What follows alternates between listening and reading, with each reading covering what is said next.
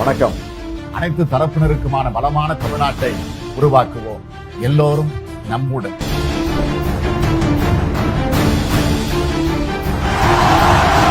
என் பேர் அக்சல்யாங்க. நான் கோயம்புத்தூர் மாவட்டத்துல சாய்பாபா காலனி பகுதி 11வது டிவிஷன்ல நான் இருக்கேன்.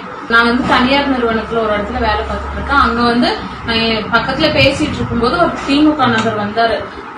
வேலை எல்லாம் பரவாயில்லையா என்ன ஏதுன்னு விசாரிச்சுக்கையில அவங்க எனக்கு தெரிஞ்ச ஒரு கம்பெனி இருக்கு, அவங்க கிட்ட நான் உங்களுக்கு பேசி நான் சேர்த்து விடுறேன், உங்க போன் கொடுங்க, உங்க போன்ல அவங்க நம்பர் நான் சேவ் பண்ணி கொடுக்குறேன் அப்படின்னு சொல்லியிருந்தாங்க. அப்ப நான் சரி தெரிஞ்சவங்கன்னு சொல்லிதான் நான் போன் கொடுத்தேன்.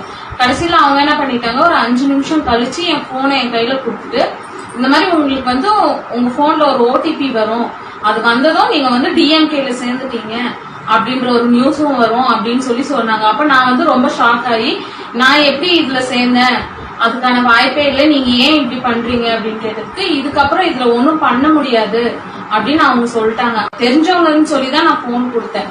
கடைசியில அவங்க என்ன பண்ணிட்டாங்க, ஒரு 5 நிமிஷம் கழிச்சு என் போனை என் கையில கொடுத்துட்டு, வந்ததும் நீங்க டிஎம்கேல சேர்ந்துட்டீங்க அப்படின்ற ஒரு நியூஸும் வரும் அப்படின்னு சொன்னாங்க. ஆனா எனக்கு இதுல திமுகல சேர்றதுக்கு விருப்பமே இல்லை.